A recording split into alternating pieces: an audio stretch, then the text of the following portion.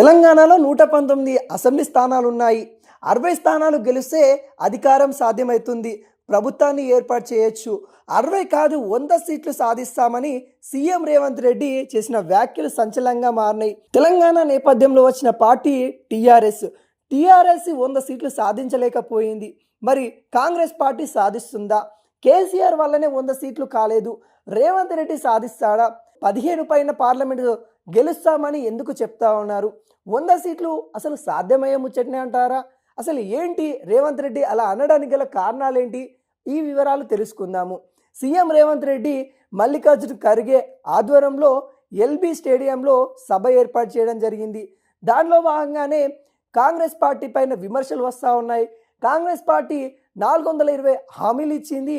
హామీలు నెరవేర్చడంలో విఫలమవుతా ఉంది.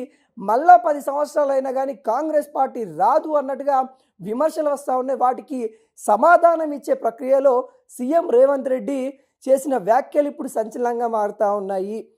60 సీట్లు కాదు 100 సీట్లు గెలిచి మళ్ళీ గవర్నమెంట్ మాదే రాబోతుందని కూడా తను వ్యాఖ్యలు చేయడం అయితే జరిగింది.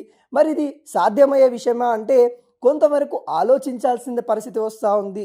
కేసీఆర్ అనేక సార్లు కూడా 100 సీట్ల పైన గెలుస్తామని కేసీఆర్ చెప్పినప్పటికీ 80-90 సీట్ల వరకే పరిమితం అయ్యారు. తెలంగాణ ఉద్యమంలో వచ్చిన పార్టీ, తెలంగాణ కోసమే ఉన్న పార్టీ 100 సీట్లు దాటలేదు. మరి రేవంత్ రెడ్డి దాటగలుగుతాడా అనే ప్రశ్న కూడా చాలామందికి వస్తూ ఉంది. కేసీఆర్ అనేక పథకాలు తీసుకొని వచ్చి ప్రజల్లోకి ఇచ్చే ప్రయత్నం చేశారు. కేసీఆర్ హామీలు ఇచ్చిన పథకాలతో పాటు ప్రజలకి సంక్షేమ దిశగా వెళ్ళడానికి మరికొన్ని పథకాలు కూడా ఇవ్వడం జరిగింది. కాంగ్రెస్ పార్టీ ఇచ్చిన హామీలు ఏవైతే ఉన్నాయో వాటిని నెరవేర్చడంలో ప్రయత్నంలో కాంగ్రెస్ పార్టీ కొంతవరకు విఫలమవుతుంది. దానికి కారణాలు అనేకంగా ఉండొచ్చు. తెలంగాణ ఆర్థికంగా ఇబ్బంది పడుతున్న విషయాలు మనందరికీ తెలిసింది.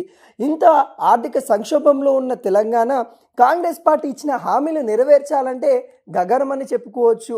ఇప్పటికే కొంత అప్పుల్లో కూరుకుపోయిన తెలంగాణ కాంగ్రెస్ పార్టీ ఇచ్చిన హామీలని నెరవేర్చాలంటే చాలా కష్టం. మరి ఇలా నెరవేర్చుకోకుండా ప్రజల్లోకి ఓట్ల కోసం వెళ్తే ప్రజలు ఓట్లేస్తారనేది కూడా ప్రశ్నార్థకంగా మారిపోయింది.